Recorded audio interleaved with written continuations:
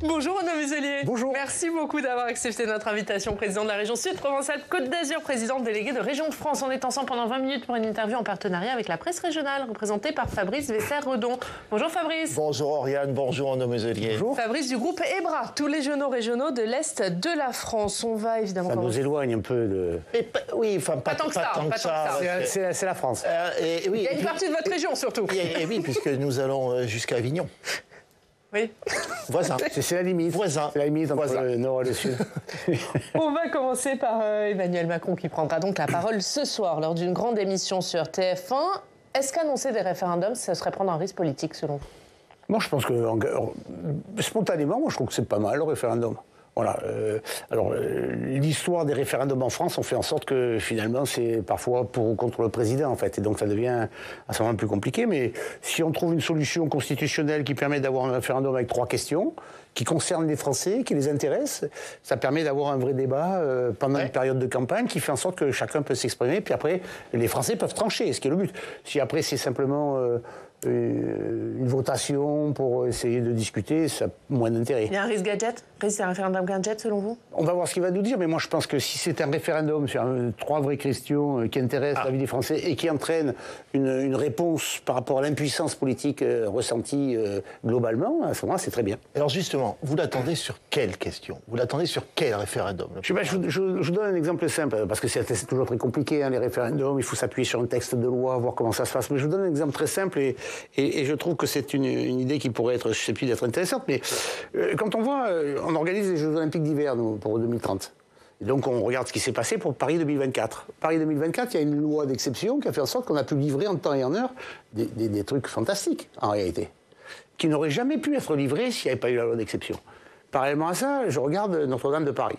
Et je constate qu'on est capable de faire des trucs absolument invraisemblables dans un laps de temps très très court. Parce qu'il y avait encore une loi d'exception. Pourquoi ne pas faire une loi d'exception pour l'ensemble du territoire? Pour faire en sorte que toutes ces injonctions contradictoires qui font en sorte qu'on perde du temps pour construire un certain nombre de choses et qui toucheraient des milliers d'emplois et d'entreprises sur l'ensemble de notre territoire, ou décideurs publics ou privés, et faire une loi d'exception conforme à celle de la loi des Jeux Olympiques, par exemple, sur l'ensemble de nos territoires. Il faut un référendum pour ça?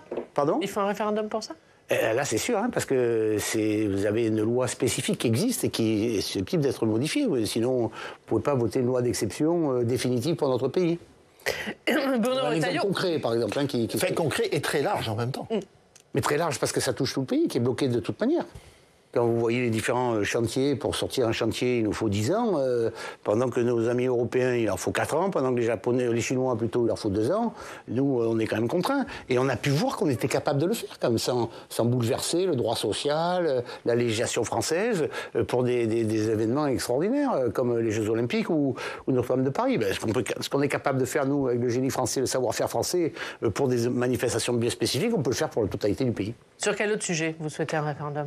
Il y a toujours le problème du respect de l'autorité, il y a toujours le problème des finances, donc c'est des vrais sujets...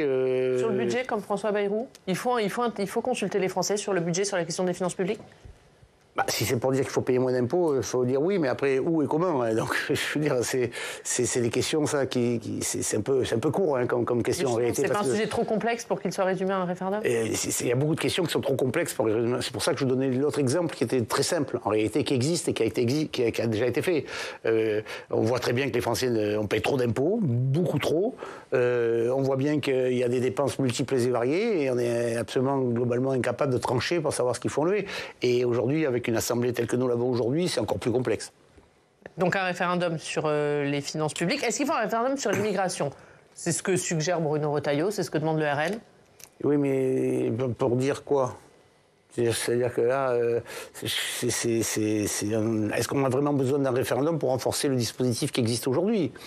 Bon, j'ai plutôt confiance en M. Retailleau, c'est les LR, dans la famille LR. Alors je ne veux pas faire la campagne pour M. Wauquiez ou M. Retailleau, mais globalement, je suis plutôt dans cette sensibilité, moi, historiquement et culturellement. Mais est-ce qu'il faut un référendum pour dire qu'il faut bloquer nos frontières, alors qu'aujourd'hui on a déjà les outils pour le faire en réalité? Donc c'est conforter ce qui existe déjà. Est-ce que si Emmanuel Macron va au référendum et le perd, il devra partir? Non, il ne partira pas, de toute façon, il est élu jusqu'à la fin. Mais enfin, si on peut éviter une crise politique nouvelle par une question unique et qui dise oui ou non président de la République, c'est mieux, quoi. Donc s'il fait une question unique... Il faut 2-3 questions. Je lui invite à ne pas trop faire une question unique, voilà. Mais s'il le perd, il ne doit pas partir. Mais il ne peut pas le perdre s'il fait 3 questions. Vous faites 3 questions, donc à ce moment-là, vous engagez un débat qui va... Moi, je pense que le débat est nécessaire. Donc, je suis plutôt pour le référendum. Mais le référendum, c'est pour avoir montré que les Français sont capables d'aider les politiques à trancher dans un moment où il y a globalement une impuissance politique qui émane de l'instabilité parlementaire, enfin, surtout de l'Assemblée nationale. Et donc, à ce moment-là, on se retrouve dans une situation où il faut qu'ils aident à trancher des décisions qui les concernent au quotidien. Et pas je suis pour ou contre le président de la République ou le Premier ministre. Donc il faut sortir de faut éviter cet écueil. Vous êtes président de région, Renaud Muselier. Est-ce que vous souhaitez un référendum sur une réorganisation territoriale ? C'est vrai que c'est un dossier qui est très important pour tous les Français. Ils attendent ça comme des fous. Vous savez, absolument, il faut seulement régler, savoir ce qui va se passer. Non, c'est pas sérieux, cette histoire. Donc aucune des 3 questions qui concernent les collectivités ou une réorganisation territoriale. Ça fait partie des pistes envisagées. Oui, mais c'est pas parce que vous me posez la question à moi. Donc vous, c'est non. Mais non, est-ce que c'est ça qui bloque le fonctionnement du pays ? Est-ce que c'est aujourd'hui le millefeuille institutionnel? Le fameux millefeuille. Vous le dénoncez pas, le millefeuille? Si, je dénonce le millefeuille. Mais est-ce qu'on attend ça? Je dénonce le millefeuille, mais c'est une histoire de politique entre politiques. Aujourd'hui, les régions, comme la plupart des collectivités d'ailleurs, sont à l'équilibre sur le plan financier. Donc nous, on dépend plutôt du national qui, lui, n'est pas obligé d'être à l'équilibre, on le voit bien, par rapport à nous. Nous, on fait ce qui est dans nos compétences, dans le cadre de la loi. Mais vous dénoncez le millefeuille, ça veut dire qu'il faut supprimer un échelon? Non, moi je pense que... vous savez, moi je suis élu d'une grande ville de Marseille, mais au début, maintenant on avait les mairies de secteur, les mairies centrales, la métropole, le département, la région, le pays et l'Europe. On est dans 7 couches. Ça, vos électeurs le savent. Mais ça, ils le savent.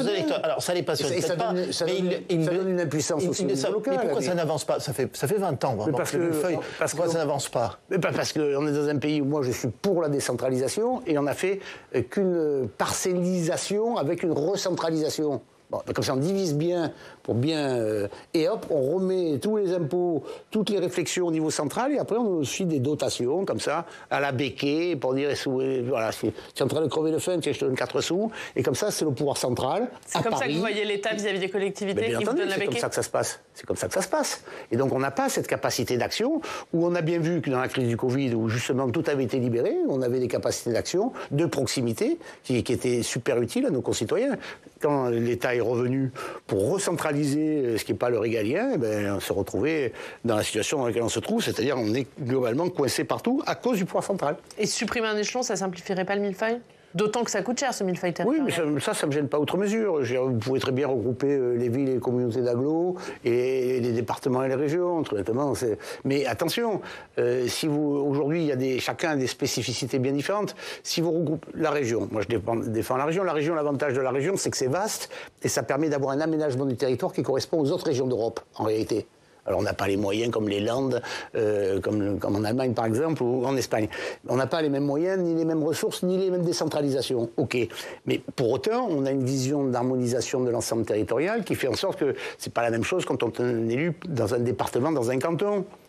Et on voit bien la nécessité de soutenir politiquement dans un canton avec une politique qui est différente que quand on a une vision d'ensemble. C'est 2 choses très différentes. Donc moi, je suis pour la grandeur du dispositif qui permet d'avoir une harmonie sur l'ensemble du territoire. Voilà. Certains disent exactement l'inverse en disant on ne veut pas que l'économie soit aux régions, mais très honnêtement, ça n'a pas de sens. Il faut se comparer dans ce monde ouvert et notamment dans ce système européen avec les grandes régions d'Europe. Et dans les grandes régions d'Europe, c'est elles qui fonctionnent. Voilà, il faut faire la même chose. François Bayrou, dimanche, disait il y aura un jour une refonte nécessaire de la fiscalité locale pour donner plus d'autonomie aux collectivités. Comment vous la traduisez, cette phrase? C'est bien, si c'est vrai. Mais c'est quand un jour? Je ne sais pas, il faut lui poser la question. Lui, il a dit un jour. Moi, je suis d'accord tout de suite. Voilà, tout de suite, mais tout de suite. Il faut engager tout de suite une réforme de la fiscalité locale pour vous. Mais on est tributaire de dotation en permanence. Voilà, donc on a un grand nombre de compétences. On a des assemblées légitimement élues que personne ne conteste. Et, à la limite comme les autres régions, et on a des budgets d'Europe, et on est coincé tout le temps par l'État qui nous décide pour nous, pour tout. Et avec des injonctions contradictoires, surtout. À la limite, ils décident pour nous, ça va. Mais si c'est pour avoir en permanence... Il y a des doublons dans le service de l'État qui bloquent ces fonctionnements et notre liberté d'action. Donc laissez-nous de la liberté. Laissez-nous de la liberté. Faites confiance un peu au territoire. Au lieu d'avoir toujours un doute de nous, voilà. Ben nous, si on a fait des études, pas parce que j'ai un peu l'accent, que je souris, que je suis globalement incompétent. J'étais 2 fois ou 3 fois ministre, et on se retrouve dans des situations où on vous explique toute la journée ce qu'on doit faire. On n'est plus des enfants. La confiance n'excluant pas le contrôle, l'État a quand même rappelé les dérapages budgétaires des collectivités territoriales. Ben, il le rappelle tant qu'il veut, mais nous, on le conteste, hein. Nous, on le conteste. Pour les régions de France, on est à l'équilibre. Nous, c'est à la conférence des financements qui a été organisée par Monsieur le Premier ministre. J'ai rappelé que moi, par exemple, pour ma région, moi, j'ai 6 000 agents. J'en ai 4 000 parce que j'en ai 4 000 dans les lycées. Vous croyez que je peux enlever une cantinière? C'est impossible, on m'en demande en plus, mais c'est impossible. Et j'en ai 2 000 en centrale pour le fonctionnement général. Sur les 2 000 en centrale, j'ai enlevé globalement, nous avons organisé le dispositif, on a enlevé 200 postes. Et on est à l'os. Qu'est-ce qu'on peut faire de plus? Faites plutôt, au lieu de nous imposer à nous des choses que vous êtes incapables de faire au niveau national, faites-le. Commencez par vous. C'est vous qui avez le problème, pas nous. C'est vous qui faites le déficit. L'État n'est pas exemplaire, c'est ce que vous voulez dire. C'est le moins qu'on puisse dire, ça c'est sûr. Autre sujet, Renaud Muselier, un pompier, et le pronostic vital du pompier est toujours engagé. Pompier qui a été percuté par une voiture à Évian-les-Bains, c'était ce week-end alors qu'il tentait de mettre fin à un rodéo urbain. Comment on lutte contre ce fléau? Est-ce qu'il faut plus de sanctions? Il faut ramener l'autorité, le respect de l'autorité à tous les niveaux. Elle n'est toujours pas ramenée, l'autorité? On le voit bien là. Mais cet exemple-là est assez récurrent et maintenant on voit bien que toutes les forces qui représentent une autorité dans ce pays sont en difficulté. Alors, un coup c'est les pompiers, bien sûr la police, la magistrature, après c'est bien sûr les professeurs à l'école, les politiques n'en parlons pas. Donc on se retrouve dans une situation, et les médecins, notamment dans les territoires qui accélèrent la désertification médicale, j'ai écouté votre débat, où les médecins ne veulent plus aller parce qu'on leur tape leur bagnole et qu'ils sont menacés. Donc cette autorité-là fait en sorte qu'on doit ramener l'autorité républicaine partout dans le pays, et sur des actes aussi violents, parce que en fait c'est une tentative d'assassinat, ce qui vient de se passer pour ce pauvre garçon qui est dévoué pour son pays, ou pour les autres, et qui se retrouve dans cette situation-là. Vous avez des actes de délinquance qui doivent être particulièrement sanctionnés. Ils le sont pas assez. Là, c'est quoi? C'est une roue arrière. Bon, c'est plutôt les refus d'obtempérer. Les refus d'obtempérer, c'est quelque part un acte de délinquance majeure qui peut se transformer en tentative d'assassinat, en fait, pour les pauvres policiers qui le demandent. Vous savez, il y a la loi de, je crois, 94 qui a été remodelée, qui est pour la perpète. Vous savez, vous prenez perpète, en fait, en réalité, pour si vous attaquez les magistrats, ça a été modifié, je crois, en 2001, pour les policiers. Et donc, on devrait pouvoir, à toutes les autorités, dire, vous touchez un policier, c'est sacré, et vous prenez perpète, voilà. C'est ce que vous demandez. Oui. On va parler d'un autre sujet, la question de la fin de vie de Paris. Je la pose au docteur Muselier.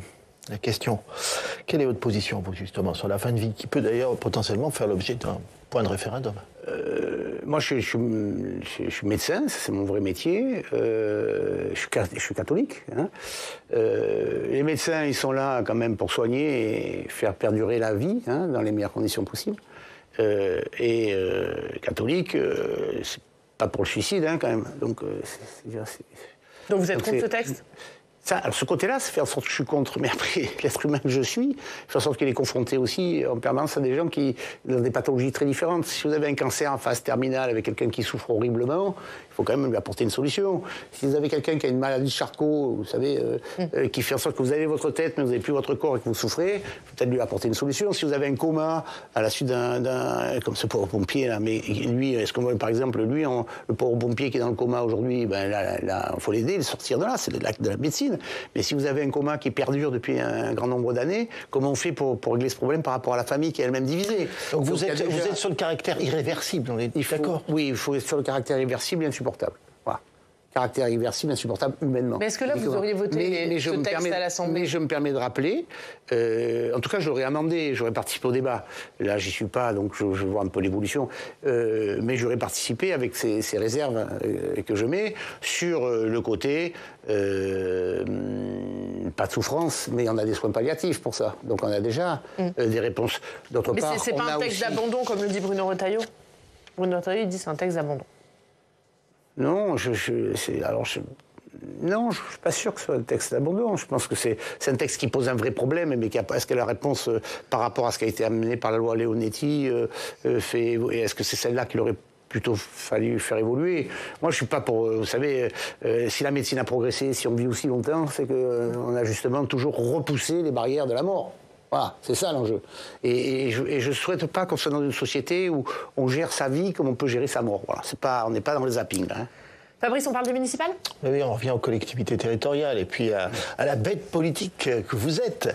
Vous avez vu, je suis un vrai médecin quand même. Oui, non, c'était pas une vérification, je vous rassure. Oui, vous vous êtes exprimé sur la fameuse loi PLM et le changement de mode de scrutin, notamment pour Marseille. Vous y êtes opposé. Pourquoi? Ce serait une erreur, selon vous? La loi PLM est bien écrite par Paris-Marseille, donc je suis dedans. Bon, on se retrouve, je sais pas, moi je suis peut-être à l'ancienne, mais on était parti du principe qu'un an avant les élections, on ne touchait pas au mode de scrutin. Donc je trouvais ça pas mal, de savoir comment ça allait se passer, le match, avec quelles règles, quoi. Il y a un ballon, mais enfin, on joue au foot ou au hand ou basket. Mais à moins d'un an, ça pose un problème. À moins d'un an, ça pose un problème. Lequel Donc François Bayrou a fait une erreur de pousser ce texte. Ah, mais je suis farouchement opposé. Après, deuxièmement, on me dit, c'est pour simplifier, vous comprenez, on simplifie. Mais on simplifie en mettant des urnes et en ayant une différence entre les mairies de secteur ou les mairies d'arrondissement et la mairie centrale, où ceux qui vont voter pour la mairie de secteur ou la mairie d'arrondissement ne sont pas sûrs d'être à la mairie centrale. C'est-à-dire on peut avoir des maires de secteur, mais qui ne sont pas à la mairie centrale. On me dit, oui, mais tu comprends, on vote pour le maire de secteur, on ne vote pas pour le maire central. Mais comment? Sur tous les bulletins de vote. Il y avait Hidalgo, il y avait Rubirola à Marseille, sur tous les bulletins de vote. Et puis après, ça se déclinait par secteur. Et au contraire, ça permettait d'avoir une représentation correcte par rapport à chaque arrondissement ou secteur, qui permettait de dire, tiens, même si je suis minoritaire, comme dans mon secteur, je suis majoritaire et je représente en mairie centrale le truc. Là, on se retrouve dans une situation où on complique avec un principe qui est simple, c'est-à-dire on simplifie. Mais non, on ne simplifie pas du tout, on complique l'histoire. Donc vous demandez l'abandon de ce texte ? Ah oui, moi je souhaite que... Mais en plus, regardez, sur le plan démocratique pur, sur les 3 maires, Paris, Lyon, Marseille, il n'y en a pas un qui est d'accord. Et vous avez 2 socialistes. À Paris, elle est pour, elle est contre la loi. À Marseille, il est pour. Et à Lyon, il dit, oui, moi, il faut peut-être la revoir un peu, et on verra ça plus tard. On parlait de simplification territoriale. Non, là, on aggrave encore le truc, puisqu'on fait une strate supplémentaire, indépendante de l'autre strate, qui eux-mêmes dépendent de la strate de la métropole qui est au-dessus. Pas sérieux cette histoire. Donc effectivement, je suis farouchement opposé parce que mais ce que je vous dis, on s'adaptera si c'est voté. Je pense et j'espère que le bon sens au Sénat fera en sorte que cette loi sera retoquée. Pour partir sur un plan plus politique, est-ce que la droite et le bloc central seront en mesure de reprendre Marseille? Oui. Avec qui? Oui, je ne dis pas sans problème, parce que toute élection est quand même difficile, mais vous prenez... moi, je reprends toujours un peu mon exemple, excusez-moi, mais moi, je suis le prototype même de la droite et du bloc central, qui a été précurseur de ce qui existe aujourd'hui au niveau national. Alors, c'est sûr qu'il y avait un leader, c'était moi, un programme qu'on avait fait ensemble, et tout le monde y adhérait, et on a gagné comme ça, en éliminant le Front National, alors qu'on nous expliquait toute la journée que Mariani allait gagner, le Rassemblement. D'ailleurs, Mariani, il est parti, il vient à Paris maintenant, bon. Donc on se retrouve dans une situation où, si vous avez un programme, vous pouvez élargir votre socle de base. Et aujourd'hui, on peut le faire à Marseille. On peut le faire, je pense, moi, à mon avis, qu'il faut le faire derrière Martine Vassal. On le fait derrière... Parce que moi, je ne suis pas candidat, je suis à la région, j'ai les Jeux Olympiques à organiser, mais je veux reprendre la ville. Et donc, si vous regardez... la candidature de Martine Vassal. Oui, et si vous retrouvez... Mais après, il faut trouver les équilibres... Mais vous avez dit qu'elle serait candidate, Martine Vassal? Elle n'a pas annoncé sa candidature, mais enfin bon, on se parle, vous voyez, on discute ensemble. Mais elle se prépare à être candidate. Vous me poserez la question, mais en tout cas, vous me dites si est-ce qu'on peut gagner la ville. Je dis oui, on peut gagner la ville si on fait un bloc central. Dans ce bloc central, on regarde les résultats des dernières élections où on s'est fait rincer quand même, puisqu'on a tout perdu aux dernières élections. Et bien, malgré tout, on est toujours, si on est sur l'ancienne loi, premier ou second dans 4 secteurs, le maire sortant, lui, il est 2e ou 3e dans tous les secteurs. Donc il a perdu. On sait qui a gagné. On ne sait pas qui a gagné, mais on sait qui a perdu. Et si on change la loi, donc on change le modèle de la loi, là c'est une prime pour le front, parce qu'il faut 33. Nous, on est à 25 et le maire est à 23. Le match, il est jouable. Hein, mais on a changé l'équation. En une donne, on a changé l'équation, on a donné l'équation, on a facilité le RN, alors que le RN est en difficulté chez nous. Enfin, c'est ça. Enfin, c'est ces manipulations électorales. Vous savez, moi je suis un vieux de la vie politique et on avait On avait fait quelques modifications à l'époque avec Pasqua, etc. Chaque fois qu'on a touché l'élection, on avait perdu derrière. Donc, mais bon, là, on est à 10 mois de l'élection, Renaud Muselier. Oui. Si vous voulez reprendre la ville, il faut que vous ayez une candidature claire. Est-ce que vous poussez la candidature de Martine Vassal? Est-ce qu'elle doit l'annoncer prochainement? Moi, je dis depuis le début qu'il faut plus tôt on est, mieux c'est. Plus on annonce qui est candidat, mieux c'est. Donc vous dites qu'il faut qu'elle annonce vite. Non, mais moi je dis que quand même s'il nous explique comment on vote, c'est peut-être... ça nous gêne, cette histoire, en réalité. Parce que selon le mode de scrutin, elle sera candidate. C'est pas la même règle du jeu, mais ça se présente pas de la même manière dans les équilibres de famille politique. Où il faut respecter Horizon, il faut respecter la Macronie que je représente, il faut respecter LR qui est quand même très présent, il faut respecter tout ça, il faut discuter en amont pour faire une équipe. Mais il y aura une alliance LR c'est indispensable. Si vous êtes divisé, c'est même plus la peine, on va faire autre chose, puis c'est fini. Mais il y en aura une? Ou vous craignez encore les divisions? Mais dans une vous élection, parlez suffisamment pour être allié. Vous craignez toujours les divisions, parce qu'il y en a toujours un qui croit que de toute façon il est plus fort que les autres et qu'il va, sous je ne sais quelle manipulation, rêve ou espérance, devenir d'un coup champion. Non, ça ne marche pas comme ça. Il y a une construction politique sur une ville aussi grande qui fait en sorte qu'il faut additionner les équilibres, les forces et les rapports de force et les respecter. Et en les respectant, on gagne. C'est exactement ce que j'ai fait au régional. C'est comme ça que je souhaite que ça se passe à Marseille. Et Martine Vassal, elle est en mesure d'incarner l'opposition à Benoît Payan? Elle incarne au sein du conseil municipal, ce que je ne fais pas moi, mais il y en a d'autres aussi. Il y a une génération pour Marseille qui arrive avec des garçons ou des filles comme Delphine Blanchard ou Romain Simarano, qui représentent différentes familles politiques. Et puis, vous savez, nous, il faut faire pousser des jeunes, monter des jeunes aussi, c'est important ça. Il y a une autre grosse ville dans votre région, c'est la ville de Nice. Est-ce qu'Éric Ciotti peut prendre Nice à Christian Estrosi?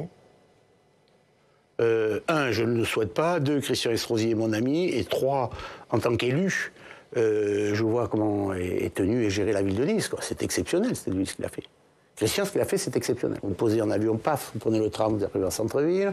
Vous prenez le tram, vous promenez partout, vous allez à Nice. Vous avez un centre-ville qui est nickel. Vous avez des vidéoprotections partout. Vous n'avez pas de trafic de drogue dans le centre-ville immédiatement. Vous faites un truc, paf, vous êtes pris.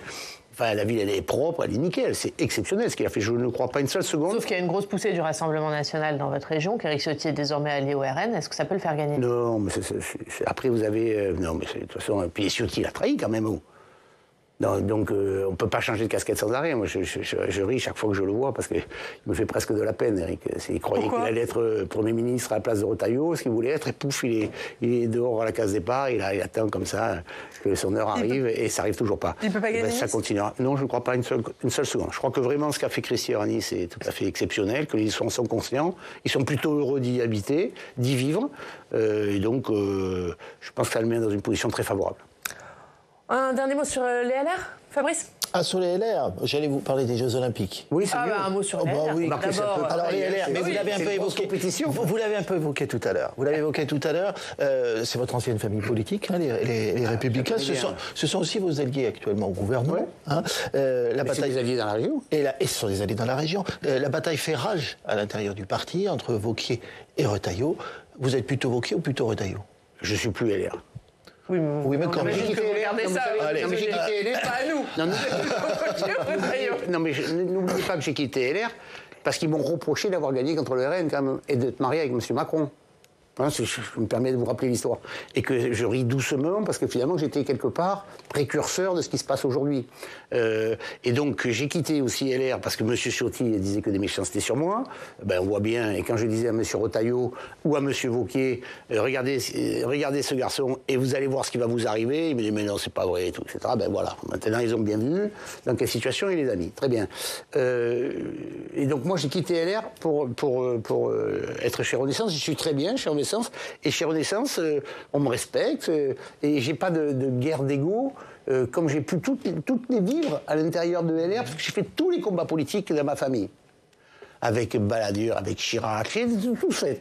Et bien pour une fois, je regarde de l'extérieur. Alors laissez-moi regarder tranquille, hein, voilà. Et je souhaite en tout cas qu'il y ait la paix. C'est-à-dire que vous ne pourriez pas revenir au LR? Vous n'envisagez pas de revenir au LR? Ah non, mais je suis Renaissance, je suis bien chez Renaissance, ça se passe bien. J'ai une stabilité politique chez moi. Je m'entends bien avec les présidents de département ou les maires LR de la région qui sont très nombreux. Hein. Je les respecte. Gabriel Attal, il doit être candidat en 2027? Je sais pas, écoutez, ce que je sais, c'est que pour les présidentielles, puisque c'est ça dont vous parlez, moins ils sont nombreux dans le bloc central à être candidats, plus on a de chances de gagner face au RN. Il va quand même y avoir un sujet sur la présidentielle dans votre camp. Il y a toutes sortes de sujets. Ouais. Mais c'est pour ça qu'il faut les préparer longtemps à l'avance. Et je vais essayer, compte tenu de mon grand âge, là-dedans, d'apaiser un peu les débats pour dire, écoutez, un peu de calme, un peu de pondération. Très vite sur les JO, Fabrice. Oui, et du calme, vous en avez demandé un peu aussi dans le cadre de l'organisation des JO. Hein. Oui. Le mois dernier, vous avez pointé aussi un petit désordre là-dedans.